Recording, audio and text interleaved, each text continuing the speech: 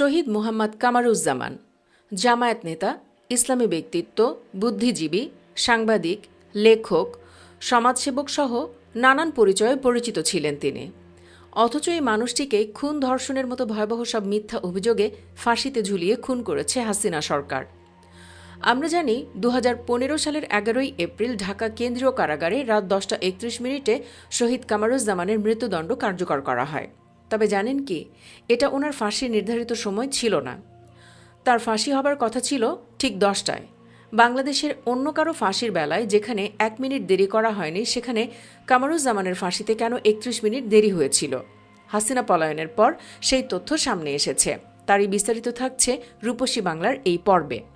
শহীদ মোহাম্মদ কামারুজ্জামান 1952 সালের 4 জুলাই শেরপুর জেলার বাজিতখিলা ইউনিয়নের মুদিপাড়া গ্রামে এক ধর্মপ্রাণ মুসলিম পরিবারে জন্মগ্রহণ করেন। জন্মের 63 বছর পর 2015 সালের 11 এপ্রিল ঢাকা কেন্দ্রীয় কারাগারে রাত 10:31 ফাঁসিতে ঝুলিয়ে হুজুরের মৃত্যুদণ্ড কার্যকর করা হয়। আগে সবাই জানত এই সময়টাই হুজুরের ফাঁসির জন্য নির্ধারিত ছিল। তবে সম্প্রতি সামনে এসেছে সেই রাতের গোপন এক তথ্য। জানা গেছে রাত 10:31 কামারুজ্জামানের ফাঁসির কথা ছিল না। ফাঁসির জন্য সবকিছু বাছবিচার করে কারা কর্তৃপক্ষ বরাবর রাত 10টাকেই ফাঁসির সময় হিসেবে বেছে নিয়েছিল। সেই মোতাবেক সন্ধ্যার আগেই পরিবারের সদস্যদের সাক্ষাৎ পর্ব শেষ করা হয়। বিকেলে 5:10 হুজুরের পরিবারের সদস্যরা কারাগার থেকে বেরিয়ে আসেন। এর আগে বিকেল 4:05 2 গাড়িতে করে তারা কারাগারে পৌঁছায়। ভেতরে প্রবেশ করেন কামারুজ্জামানের বড় ছেলে, মেজ ছেলে, স্ত্রী, বড় ছেলের স্ত্রী, ভাই কফিল উদ্দিন, নাতি নাতনি, ভাগ্নে ভাগ্নি ও একজন খালাতো ভাই। তবে কামারুজ্জামানের সেজ ছেলে, সুইডেনে অধ্যয়নরত হাসান ইকরাম ও মালয়েশিয়ায় চাকরিজীবী হাসান জামান দেশে না থাকায় তারা তাদের পিতার শেষ সাক্ষাৎ পাননি। এর আগে পরিবারকে শেষ সাক্ষাতের জন্য কারা কর্তৃপক্ষ দুপুরে তাদের সঙ্গে যোগাযোগ করেন। কারা কর্তৃপক্ষ বিকেল 4টা-5টার মধ্যে পরিবারের সদস্যদের কামারুজ্জামানের সঙ্গে সাক্ষাতের জন্য সময় দেন। তাদের টার্গেট ছিল ঠিক রাত 10টায় ফাঁসিতে ঝুলিয়ে কামারুজ্জামানকে শেষ করে দেবে। তবে সেটা সম্ভব হয়নি, হয়তো আল্লাহ তাআলার ইচ্ছেতেই। জানা যায় আসামিদের সাধারণত ফাঁসির সময় জানানো হয় না, এমনকি তার পরিবারকেও না। পরোক্ষভাবে কেবল বোঝা যায় আজকে হয়তো ফাঁসি হবে। তেমনিভাবে কামারুজ্জামানও বুঝেছিলেন সেদিন ফাঁসি হবে, তবে কখন হবে তা তিনি জানতেন না। তাই পরিবারের সদস্যদের বিদায় জানানোর পর থেকে লাগাতার নফল নামাজ পড়ে যাচ্ছিলেন। জানা যায় রাত 10টায় ফাঁসির সময় নির্ধারণ করে কারা কর্মকর্তারা যখন কামারুজ্জামানকে সেল থেকে আনতে গিয়েছিল, তখন গিয়ে দেখেছিল হুজুর গভীর মনোযোগে নামাজ আদায়ে মগ্ন। কারা কর্মকর্তারা যতই নিষ্ঠুর হোক, তারাও মুসলিম ও মানুষ। তাই হুজুরের নামাজের দৃশ্য দেখে আবেগতাড়িত হয়ে পড়েন এবং চলন্ত নামাজ থেকে তারা হুজুরকে টেনে তোলার মতো দুঃসাহস দেখাননি। এমনকি কিছুক্ষণ নামাজের পর হুজুর যখন নিজেই তাদের জিজ্ঞেস করেছিলেন ফাঁসির সময় হয়েছে কিনা, তখনও তারা মুখ খুলে বলতে পারেননি, হ্যাঁ সময় হয়ে গেছে, উঠে পড়ুন। তাই হুজুর ভাবেন হয়তো সময় হয়নি, তাই তিনি আবারও নামাজে মগ্ন হয়ে পড়েন। অতঃপর একজন সিনিয়র কর্মকর্তা গিয়ে সময় পেরিয়ে যাচ্ছে জানালে হুজুর তাদের সঙ্গে মঞ্চে যান।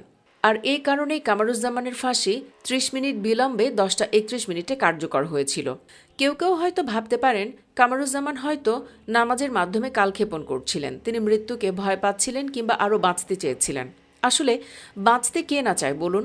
তবে কামারুজ্জামান বাঁচার জন্য কালক্ষেপণ করছিলেন না, কারণ বাঁচতে হলে রাষ্ট্রপতির কাছে প্রাণ ভিক্ষা চাইতে হতো। আর কোনো ইমানদার ব্যক্তি কখনোই কোনো ব্যক্তির নিকট প্রাণ ভিক্ষা চাইতে পারেন না, কারণ প্রাণ নেয়া দেওয়ার একমাত্র মালিক আল্লাহ তাআলা। কামারুজ্জামান ও তার পরিবার জানিয়েছিল আল্লাহ তাআলা ছাড়া কারো কাছে প্রাণ ভিক্ষা চাওয়ার কোনো প্রশ্নই ওঠে না, এটাই তিনি বলেছিলেন। সাক্ষাৎ শেষে তার ছেলে হাসান ইকবাল ওয়ামি বলেন, প্রাণ ভিক্ষা চাওয়া প্রসঙ্গে বাবা বলেছেন প্রাণের মালিক আল্লাহ। রাষ্ট্রপতি জীবন দেয়ারও মালিক নন, নেয়ারও মালিক নন যে তার কাছে প্রাণ ভিক্ষা চাইব। তিনি বলেন, বাবা বিচলিত নন, আমরা হাসি মুখে বিদায় দিয়ে গেলাম। তার সাথে কোনো ম্যাজিস্ট্রেট দেখা করেননি বলেও জানান মোহাম্মদ কামারুজ্জামান। বের হওয়ার সময় বড় ভাই কফিল উদ্দিন সাংবাদিকদের বলেন, আমার ভাই বলেছেন তাকে মিথ্যা মামলায় ফাঁসানো হয়েছে, তিনি দেশবাসীর কাছে দোয়া চেয়েছেন। বড় ছেলে হাসান ইকবাল ওয়ামি বলেন, রাষ্ট্রপতির কাছে প্রাণ ভিক্ষা চাওয়ার প্রশ্নই ওঠে না, ক্ষমা চাইবেন তো শুধু আল্লাহর কাছে।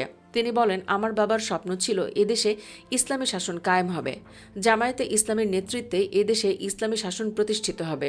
তিনি বলেন, তার বাবা বলেছেন তার সাথে বিচারের নামে প্রহসন করা হয়েছে। 18 বছরের একজন কিশোরকে মিথ্যা অভিযোগে ফাঁসিয়ে দেওয়া হয়েছে। এর বিচারের ভার তিনি আল্লাহর ওপর ছেড়ে দিয়েছেন। তিনি বলেন, বাবার মনোবল দৃঢ় আছে। তিনি দেশবাসীর কাছে দোয়া চেয়েছেন। বাবা বিচলিত নন। আমরা হাসি মুখে বিদায় দিয়ে গেলাম। ফাঁসির পর মোহাম্মদ কামারুজ্জামানের শেষ ইচ্ছে অনুযায়ী তার নিজের গড়া শেরপুর সদর উপজেলার কুমরি বাজিদখিলা এতিমখানার পাশেই তার লাশ দাফন করা হয়। 12 এপ্রিল ভোর 5:20 দাফন সম্পন্ন হয়। এর আগে ভোর 4:50 এতিমখানা মাঠে তার নামাজের জানাজা অনুষ্ঠিত হয়। এতে কামারুজ্জামানের আত্মীয়সহ স্থানীয়রা অংশগ্রহণ করেন। আশেপাশে হাজার হাজার মানুষ উপস্থিত থাকলেও আইনশৃঙ্খলা বাহিনীর কড়াকড়ির কারণে তারা অংশগ্রহণ করতে পারেনি। দাফনস্থলে গণমাধ্যম কর্মীসহ স্থানীয় এলাকাবাসীর প্রবেশাধিকার নিষিদ্ধ ছিল। ফাঁসির পরই সরেজমিনে জেলা সদর থেকে 10 কিলোমিটার দূরে কুমরি বাজিদখিলা এলাকায় গিয়ে দেখা যায় বিজিবি, র্যাব ও পুলিশ সহ আইনশৃঙ্খলা বাহিনীর বিপুল সংখ্যক সদস্য সেখানে মোতায়েন করা হয়। 3 স্তর বিশিষ্ট নিরাপত্তা বেষ্টনীর মাধ্যমে পুরো এলাকায় নিরাপত্তার চাদরে ঢেকে ফেলা হয়। ফাঁসির পরদিন ভোর 4:16 আইনশৃঙ্খলা বাহিনীর কড়া নিরাপত্তার মধ্য দিয়ে কামারুজ্জামানের লাশ কুমরি বাজিদখিলা গ্রামে এসে পৌঁছে।